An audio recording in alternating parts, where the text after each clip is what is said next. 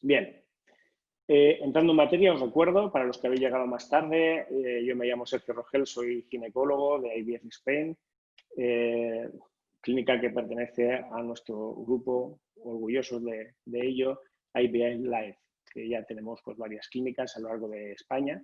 Somos clínica internacional, por lo tanto, bastante preocupados con todo este tema del coronavirus, ¿verdad? Así que, bueno, pues hemos pensado en cómo retomar la actividad y vamos a hacerlo con las máximas medidas de seguridad. Bien, entrando en materia, como sabéis, en toda esta pandemia prácticamente la reproducción asistida en España se ha detenido. No se ha detenido al 100% porque en realidad el Ministerio nunca cerró los centros sanitarios. Siempre estuvimos allí para lo que hiciera falta, ya fuera para temas de COVID o para otras patologías y otros problemas de salud. Por ejemplo, personas que ya habían iniciado un tratamiento, pues lógicamente no podríamos detenerlas de una forma inmediata. E incluso personas concretas que tuvieran una patología que no podía esperar o unas circunstancias que hacían que no pudieran esperar a que esto terminara, pues bajo condiciones de estricta seguridad también se pudieron ir haciendo. Pero en general, la reproducción asistida paró en España prácticamente en todas las clínicas. Y esto fue así además teniendo en cuenta que nuestras sociedades científicas, la Sociedad Española de Fertilidad, la SEGO, la Sociedad Española de Ginecología, la Asociación de Fertilidad, y la ESRE, Sociedad Europea de Fertilidad, pues dirigiendo un poco la actividad de nuestras clínicas, de las clínicas europeas y españolas, pues aconsejaron todo esto que os he comentado, ¿no? que realmente paráramos hasta que no supiéramos más cosas de cómo podía funcionar este virus y si se podían transmitir por los gametos o si realmente mujeres embarazadas podían estar en mayor riesgo o si podía haber transmisión vertical, que es la transmisión que ocurre cuando una mujer está embarazada, tiene una infección y esta infección le pasa al feto. Y sabéis que hay muchas enfermedades de transmisión vertical que incluso pueden producir malformaciones en los bebés. Por ejemplo, ha sido nombrado el virus Zika o, por ejemplo, la toxoplasmosis y otros muchos, ¿no? Entonces, hacía falta tiempo para conocer un poco pues, cómo el virus iba a afectar en todos estos momentos.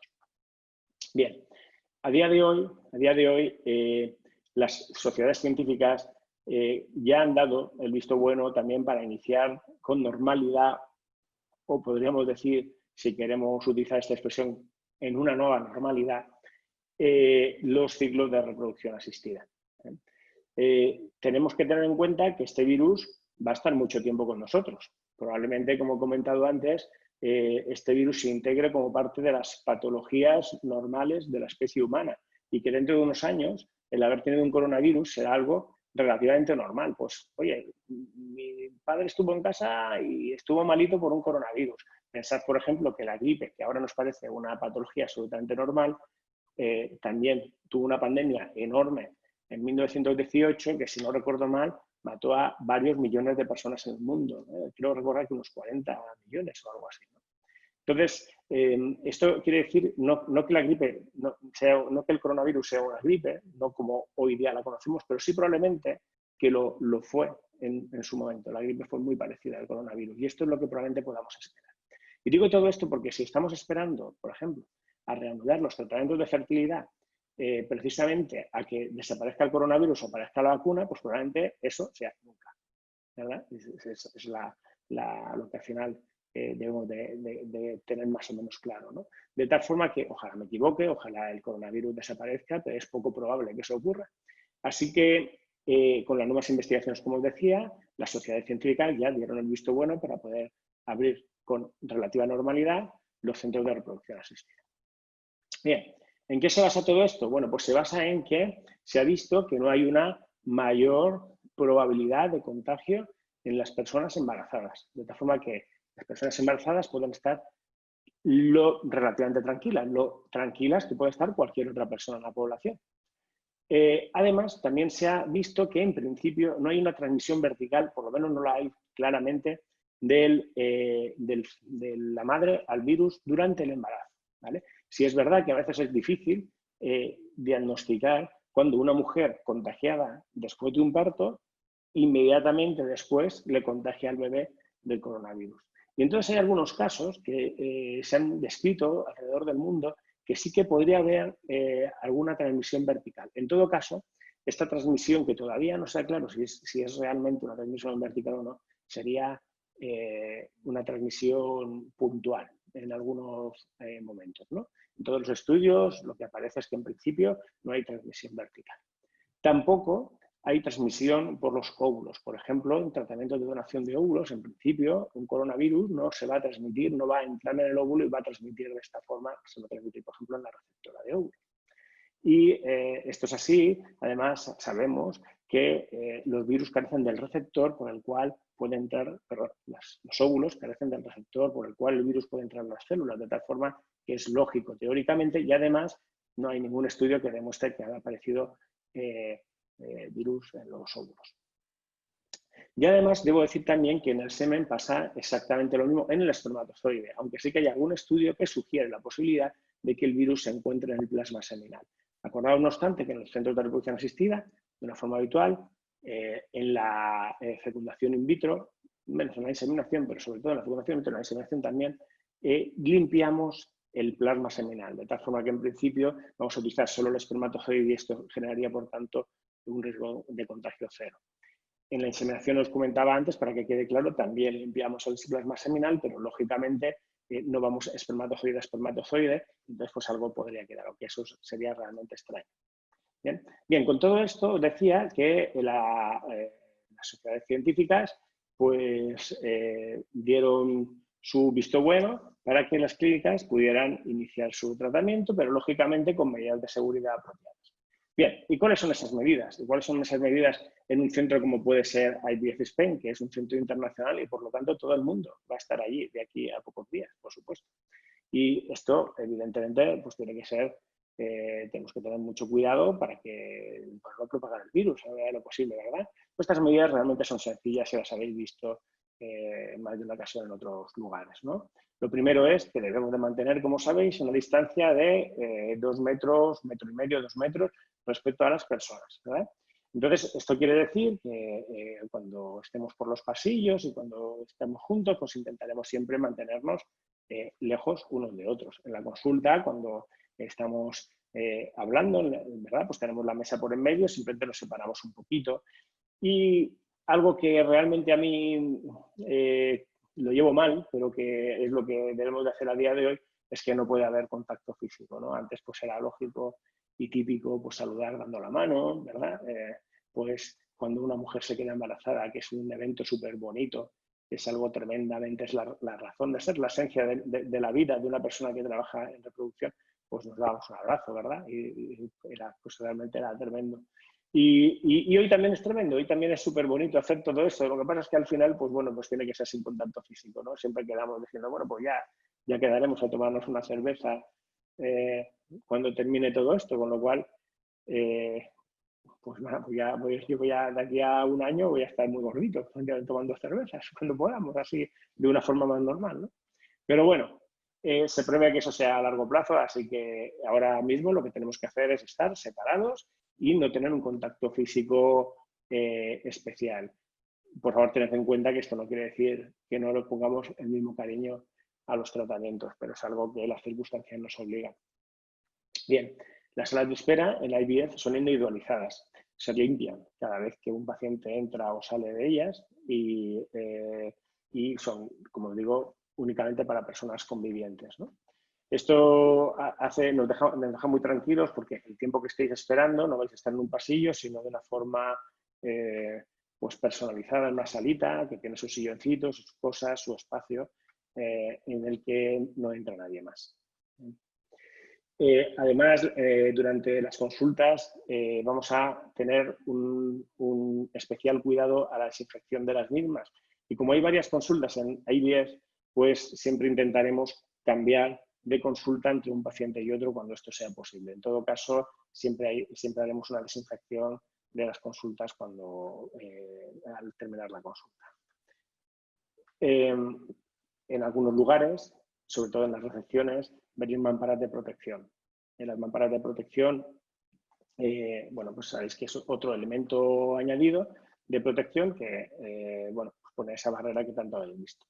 En las consultas, además, utilizaremos mascarillas casi siempre, salvo en los casos en los que por alguna razón no se considere una necesidad o más bien sea alguien que no puede llevarla, ¿no? Más bien. Y sobre todo esto ocurrirá cuando tengamos que estar a menos de 2 metros. Siempre sabéis que la distancia de seguridad de 2 metros garantiza en principio nuestra seguridad. Pero claro, ante una ecografía, por ejemplo, durante una ecografía, pues utilizamos siempre guantes y el médico también se pondrá su mascarilla. Bien.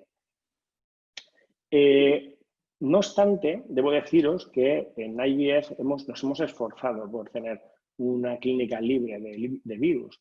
Y esto hace que regularmente todos los que estamos trabajando en nuestra clínica nos testemos, nos hagamos test de COVID pues eso, de una forma regular, ¿vale?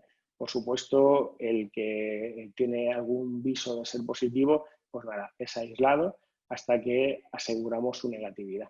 Y esto quiere decir que cuando veáis a alguien trabajando en IVF, muy recientemente se ha hecho un test y que es más improbable que pueda contagiaros de virus, aunque lógicamente esto no quiere decir que no tengamos que tener el resto de medidas de seguridad desarrolladas. Por supuesto, además, también tenéis geles hidroalcohólicos, como siempre, colocados en la clínica, en distintos lugares estratégicos al que animaremos a que los uséis. Bien, pero no quedamos solo ahí, sino que realmente nuestra clínica tenemos la vocación de que sea una clínica de los que llamamos ahora COVID-free, ¿no? Es decir, libre de virus, ¿no?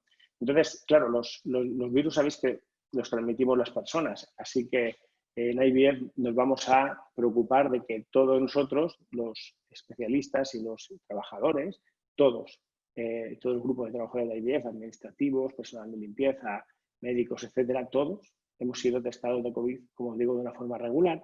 Y lo mismo vamos a hacer con nuestros pacientes, ¿vale? Cuando un paciente llega a la clínica, le vamos a hacer un test de coronavirus y vamos a comprobar que está libre antes de poder continuar con sus tratamientos, ¿vale? Estos test se hacen de una forma íntegra en nuestra propia clínica y son de dos tipos, como sabéis, los test serológicos y los test por PCR. Posteriormente os comentaré cómo los utilizamos. Bueno, como os decía, ponemos a vuestra disposición distintas formas de detectar el COVID-19 y tenemos realmente dos tipos de pruebas, como seguramente ya conoceréis. La PCR es la técnica más sensible y específica. Podríamos decir que es la mejor técnica que hoy día existe para detectar SARS-CoV-2, ¿no? Que es el virus que causa la enfermedad, que es la llamada COVID-19. Bueno, esta es una técnica un poquito molesta que seguro que habéis visto por la televisión, que lo que hacemos realmente es meter como una especie de tolumbita por la nariz, ¿verdad? Y tiene que llegar a la esofaringe, a la parte posterior de la faringe. Bueno, esto lo hace el médico, por supuesto, y de ahí sacaremos una muestra que vamos a analizar para detectar si hay virus o no. Y como os digo, es lo que nosotros llamamos el gold estándar, que es la técnica que realmente te dice si tienes o no tienes virus en este momento. Bien, esto está bien, pero es una técnica, como os digo, molesta y por lo tanto la técnica más típica y más habitual que se suele hacer es la otra, la serología, la técnica de anticuerpos. Los anticuerpos son muy interesantes también porque en realidad lo que te dicen es si has estado en contacto con la enfermedad. Es decir, si en algún momento la has pasado o podrías estar en este momento pasándola, ¿no? Es decir, PCR te dice si yo ahora, en este instante, tengo el virus o no, mientras que la serología no solo me dice si lo tengo, sino que también me dice si lo he llegado a pasar. Lo que ocurre es que la serología, en momentos donde el contacto ha sido cercano, donde tenemos poco tiempo de incubación, puede salir negativo y darnos un falso negativo. Y esto es algo muy importante que tenemos que tener en cuenta, ¿no? Entonces, ante la sospecha clínica seria de que podamos tener la enfermedad, lo mejor sería hacer una PCR, ¿verdad? Claro que, por supuesto, antes de empezar, antes de hacer que una pareja pueda venir a la clínica, lógicamente tenemos que preguntar si hay síntomas o no. y si hay síntomas siempre se aconsejará a las personas no venir. De hecho, cuando entréis por la puerta, lo primero que haremos será mediros la temperatura para comprobar que pues no tenemos décimos de fiebre, que podrían ser indicativos de enfermedad. Bien, así pues, ¿cómo hacemos? Bueno, os decía, ¿cómo hacemos esto? ¿Cómo utilizamos estas pruebas? Bueno, pues todo depende realmente si las personas son sintomáticas o han tenido un contacto de riesgo hace poco tiempo, ¿vale? Podríamos decir que si has tenido un contacto de riesgo en los últimos 21 días, entraríamos en un proceso en una persona que tiene pues es un riesgo añadido de tener esta enfermedad. Si el contacto ha sido de más de 21 días o somos asintomáticos, pues no habría realmente problema. ¿Y qué hacemos entonces? Bueno, si os acordáis, tenemos dos tipos de pruebas, como os decía, la serología y la PCR. Bien, ¿qué ocurre cuando una persona ha tenido un contacto muy lejano o simplemente, como os digo en IVF, una persona es asintomática? Lo primero que hacemos es la técnica menos molesta de todas, ¿verdad? La serología, que es una extracción de sangre y vamos a ver qué anticuerpos tenemos. Estos anticuerpos se dividen en IgG e IgM. Dependiendo de la configuración de estos anticuerpos, sabremos que el paciente ya ha pasado la enfermedad, probablemente, o sabremos también que el paciente puede tener una enfermedad activa. Cuando nos sale un positivo, habitualmente recomendamos, no obstante, hacer la PCR para asegurarnos que en ese momento no hay enfermedad. Si los anticuerpos son negativos en una persona asintomática o que ha tenido un contacto hace muchísimo tiempo, pues lo consideramos negativo. ¿Qué ocurre cuando el contacto ha sido de menos de 21 días? Bueno, si el contacto fue hace menos de 7 días, es posible que las técnicas que estamos utilizando realmente no puedan asegurar la negatividad, es decir, puede haber falsos negativos.